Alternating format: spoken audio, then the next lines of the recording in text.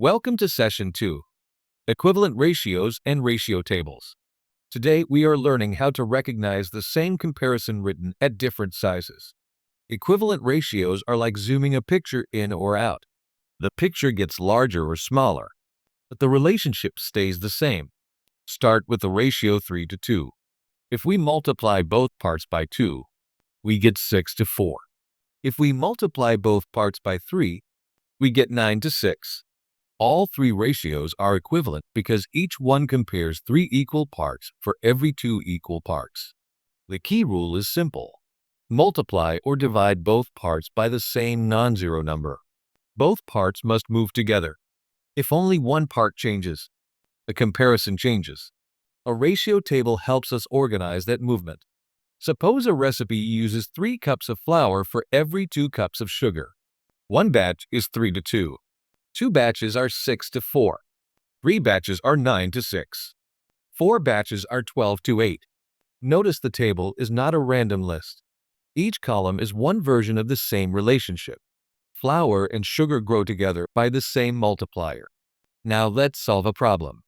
5 notebooks cost $15. What is the cost of one notebook? Step 1. Write the ratio as notebooks to dollars, 5 to 15. Step 2. Scale down from 5 notebooks to 1 notebook by dividing by 5. Step 3. Divide the dollars by the same 5. 15 divided by 5 is 3. One notebook costs $3. Now use the same table to find 7 notebooks. One notebook is $3.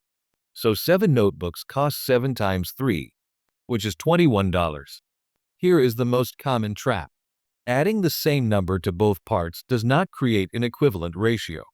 3 to 2 is not equivalent to 5 to 4. Adding 2 to both parts feels balanced, but it changes the comparison. 3 divided by 2 is 1.5.